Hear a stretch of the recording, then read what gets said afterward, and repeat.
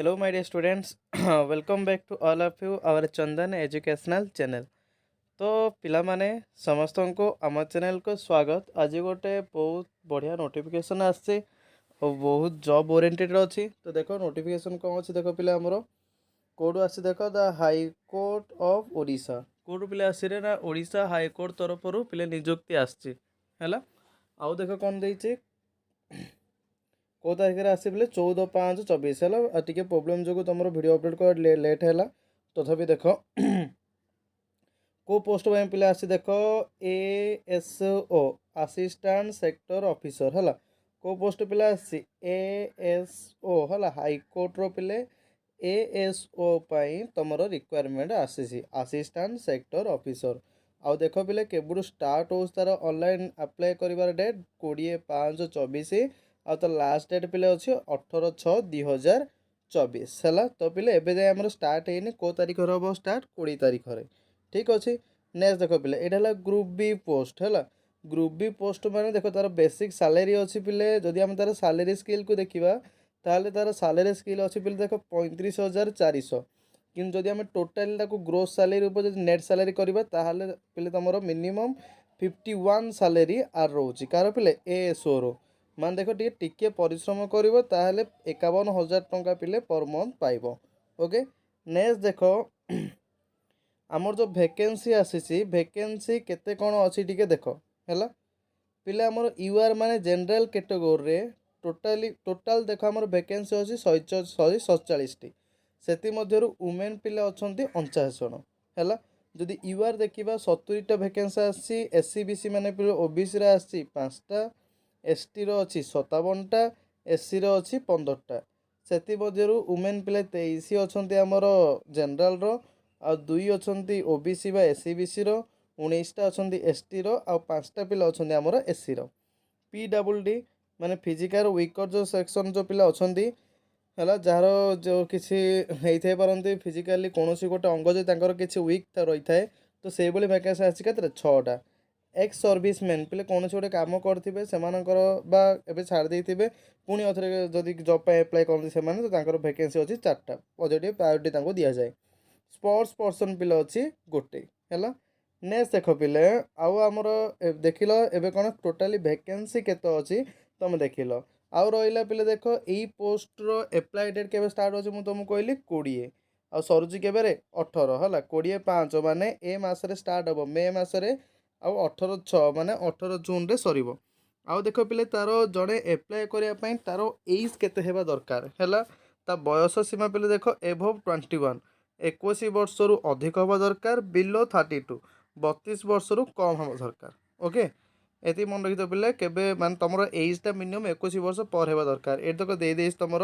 Before 13/5/2003 after 15/5/1992 माने तार birth रे 1992 ठू 2002 भितर रहा आवश्यक। ओके छाड़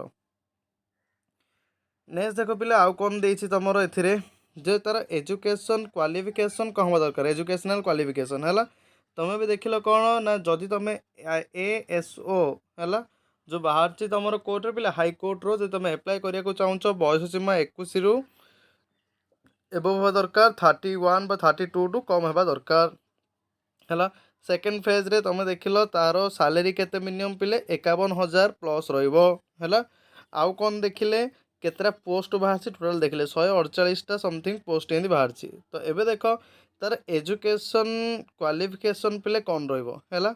ए candidate must possess a bachelor degree in any discipline from a recognized university or such other qualification equivalent thereto he or she must have adequate knowledge in computer application पिले माने तार education qualification रोचे generally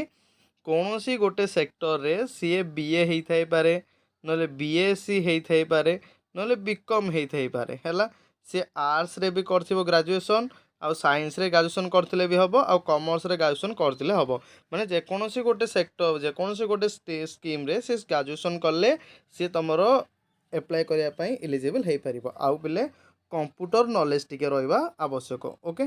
next देखो examination पिले fees केते अछि जदि आमे अप्लाई करबा हला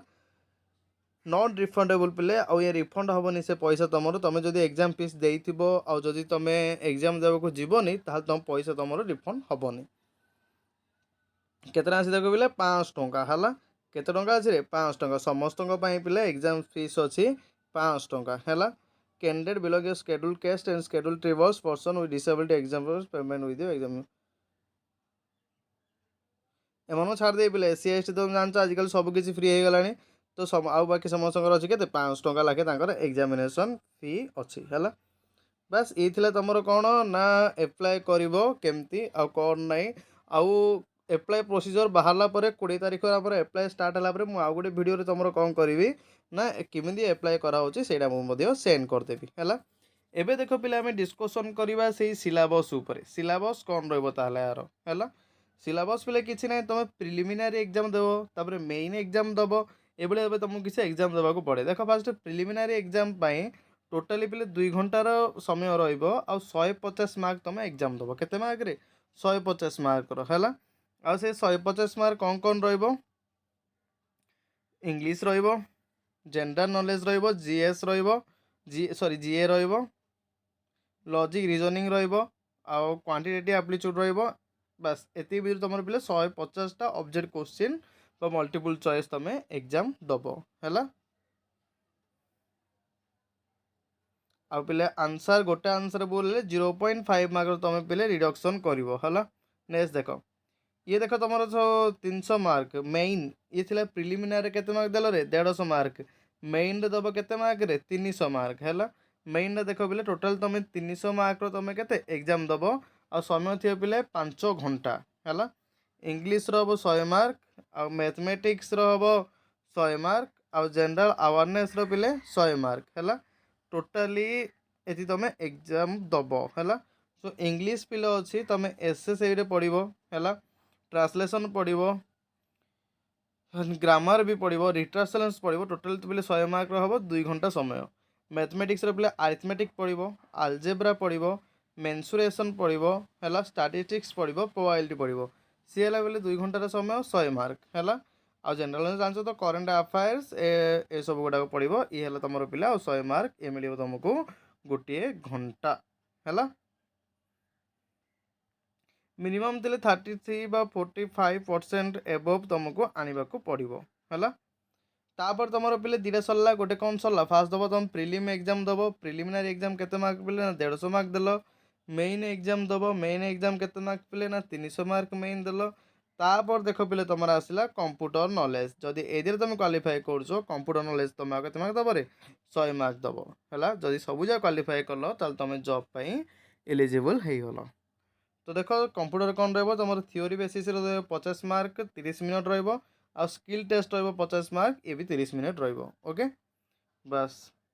तापर एट लास्ट 4टा स्टेज पिले है लास्ट तुम भाइवा टेस्ट पिले रते मार्क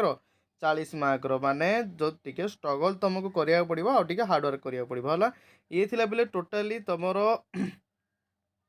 सेंटर निजे चूज कर जोटा कि तुम डिस्ट्रिक्ट वाइज तुम सेंटर पड़ो है तो तुम जापार तुम कौन दरकार कौन ना ये सब विषय ठीक अच्छे तो बस ये थिला आज अपडेट थिला आ तुम एप्लाय करने ये तुम वेबसाइट रोचे तुम जो जीव www.orissa.highcourt.nic requirement corner examination portal जो जीव तुम ये आराम पाइपर ऑनलाइन मोड तुम एप्लाय करदे पार है बस ये थिला आज जो नोटिस आसला है जी कि रजिस्ट्रेशन एग्जामिनेशन जो नोटिस बाहर थिला टोटाली कोड आसला पिले ASO है बस ये थिला आज पिला अपडेट आम नेक्स्ट वीडियो देखा को भाव आम एप्लाय करवा है हाउ टू एप्लाय कौन ना ये जो आमर पिले जो पोस्ट हाईकोर्टर है हाईकोर्टर जो आसी असिस्टेंट सेक्टर ऑफिसर ए विषय आम नेक्स्ट देखा जदि समय मिले समय तो मिल सियोर तो आम गोटे वीडियो गोटे अपलोड करवा विश्वास यही जो इनफॉरमेशन वीडियोटा तुम बहुत काम लगी ओके तो समस्त को बहुत बहुत धन्यवाद मो तरफ समस्त को धन्यवाद ओके तो thank you all of my dear students और फ्रेंड्स ओके बाय बाय।